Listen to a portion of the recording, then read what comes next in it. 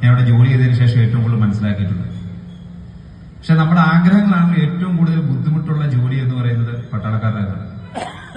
മറ്റ് ജോലികളെ അപേക്ഷിച്ച് യൂണിഫോം ജോബുകൾക്കുള്ള പ്രിവിലേജുകൾ കൂടുതലുണ്ടെങ്കിലും ശരിക്കും പറഞ്ഞാൽ അതിന്റെ ആനുകൂല്യങ്ങളൊന്നും ലഭിക്കാത്തൊരു വിഭാഗം എന്ന് പറയുന്നതാണ് പട്ടാളക്കാരെന്ന് പറയുന്നത്. അവർ കുറച്ച് നാളത്തേക്ക് നാട്ടിൽ വരുന്നു, ഫാമിലിയുമായിട്ട് കുറച്ച് നാൾ സ്പെൻഡ് ചെയ്യുന്നു.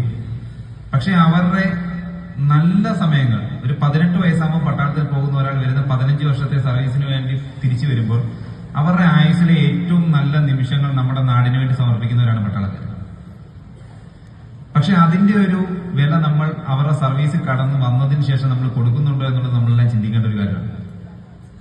ബാക്കി എല്ലാ ഡിപ്പാർട്ട്മെന്റിലുണ്ട് റിട്ടയർ ആകുന്ന പീരീഡ് വരെ നമുക്കൊരു റെസ്പെക്ട് ഉണ്ടാവും. പിന്നെ ഏറ്റവും നല്ല റെസ്പെക്ട് കിട്ടുന്ന വിഭാഗം എന്ന് പറയുന്ന അധ്യാപകന്മാരാണ്.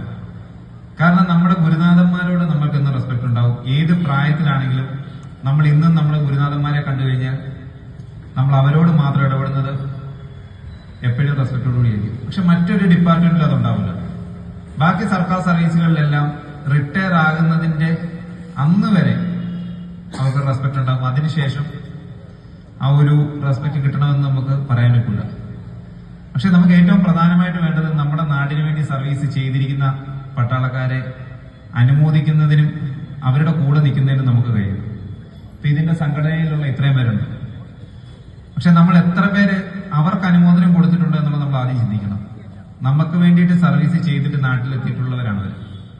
അവരുടെ കുടുംബാംഗങ്ങളുണ്ട്. അവരുടെ കുട്ടികളെയും അവരുടെ കുടുംബങ്ങളെയും മറന്നിട്ട് നമ്മൾക്ക് വേണ്ടിയിട്ട് ജോലി ചെയ്തിരുന്ന ആൾക്കാരാണ്. നിങ്ങൾ ആദ്യം ചെയ്യേണ്ടത് അവിടെ നിന്ന് റിട്ടയർ ആയി വരുന്ന സമയങ്ങളിലെങ്കിലും അവർക്ക് ഒരു അനുമോദനങ്ങളോ അവരുടെ കൂട്ടത്തിൽ നമ്മളോടൊപ്പം ചേർത്ത് നിൽക്കാനോ നമുക്ക് സാധിക്കണം. ഇതിപ്പോ കുറച്ച് കുട്ടികൾക്ക് NCCയുമായിട്ട് ബന്ധപ്പെട്ട് ഓരോ മേഖലകളിൽ പോകാൻ സാധിച്ചിട്ടുണ്ട്.